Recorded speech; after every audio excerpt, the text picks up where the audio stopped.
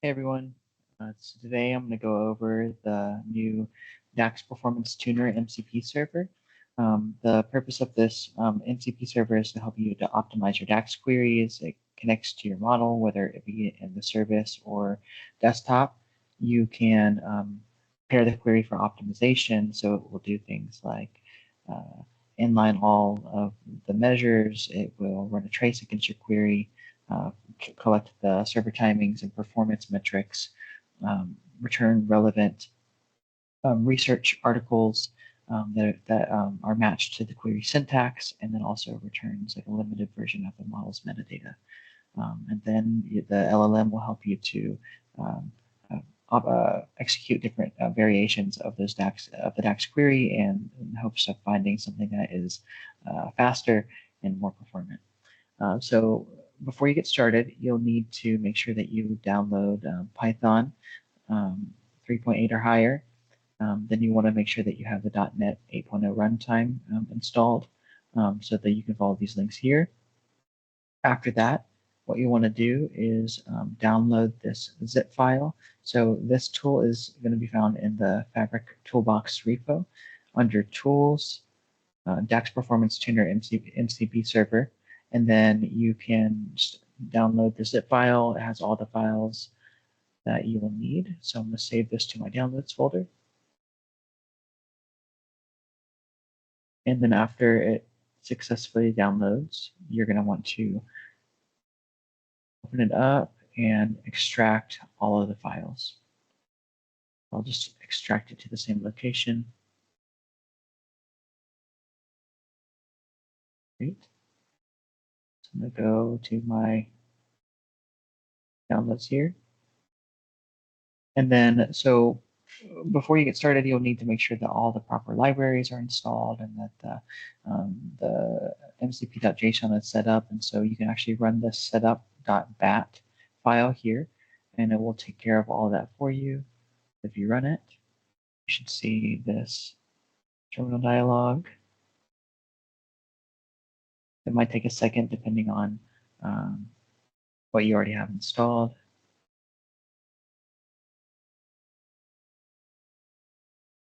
You'll know it's successful. You'll see this .vs code folder will be created, and then you'll see this fast MCP 2.0 text here. So now what you want to do is you want to open up this repo in VS Code. So let me open the folder, go to my downloads, so the location where I saved or extracted the files, and then I'll select that DAX Performance Tuner MCP server. And once I open that up, you'll see the directory here, and you want to open up this .vs code, mcp.json, and you'll notice here the list of servers, and we have this DAX Performance Tuner. And if you click Start, and if everything is running worked correctly, it should start our server. And then if we were to go to our Copilot pane here, if we type in hashtag DAX, okay, great. I can see the DAX Performance Tuner is one of the tools that is listed here. So again, you can connect to a model in the service. You can connect to your desktop. So for instance, if I wanted to say like what PBI desktop models do I have open? It can do this discovery phase where it tries to figure out like what models you have access to. You can ask it to search the service to see which workspaces and models you have access to. But here, just to show you how it looks to do that. So you can see here, we have just this Contoso 100 million rows file opened, and then so it can start to connect here. So I can ask it to connect and start to run the process, but instead I'm actually going to do one that's in the service. So I have this text here of a data set, workspace, and a query that I want to optimize. And so it's as simple as saying, hey, GPT, optimize this query. Here's my data set, here's my workspace, and here's the query that I want to optimize. And so again, this query is purposely written poorly, but I've seen it produces some pretty promising results even for more complex queries that we've captured from production. So let me run this.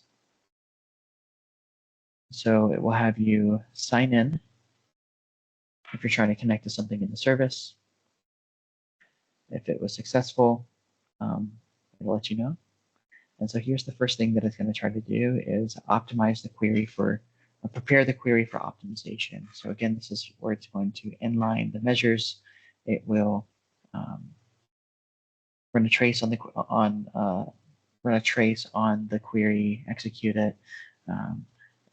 It actually executes the query 4 times. So for direct link models, making sure that everything is framed and resident in memory. So it execute it once. And then 3 more times, and then it's going to take the fastest of those 3 runs as the baseline performance. Also, there is a list of articles that I've written here in this data article patterns file. It just talks about like how do you optimize queries, and so this these articles will be returned to the LLM through this tool. And so if you're interested in contributing your own articles and patterns of DAX optimization, would greatly appreciate it. And ultimately, they come from different regex pattern matching in your query. So it's not nothing super sophisticated, not like a fully fledged DAX parser. So here you can see we have the enhanced query, so where sales amount has been defined, even though it wasn't defined in the original query. We have our baseline results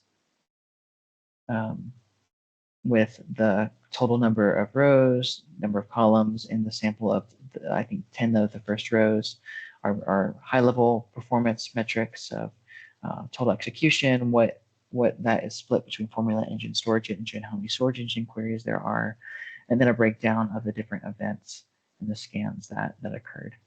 Then here you can see the articles have been returned. So it returned 12 articles. I scroll down more. Then there's the limited metadata that's returned. So it's only going to return the information about the objects that are actually involved in the query, or that from tables that can filter the tables that were included in the query. So the LLM will do some type of analysis, and then it'll start to execute queries. Here's its first attempt at optimization. Again, sometimes it can do a poor job, and it might take a couple of attempts for it to find the correct query. Or here you can see it, the classic mistake of adding a measure as a part of a filter, calculate filter argument. So it's going to try to execute the query in a different way.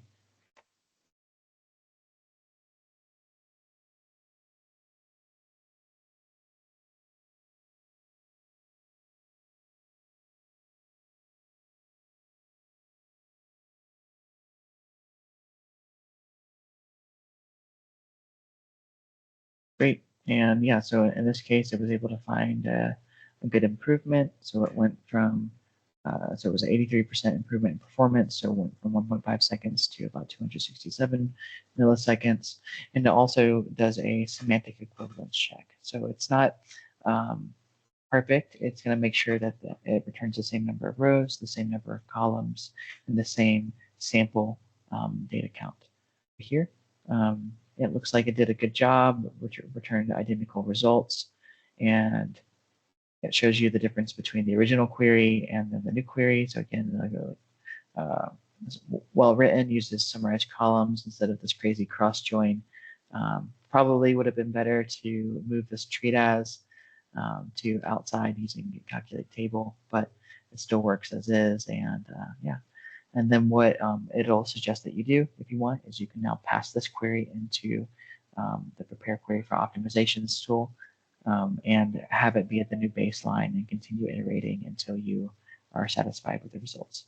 So hope you find it interesting. Would love some feedback. And if you want to contribute or to add your own articles, feel free to open a PR and enhance the tool.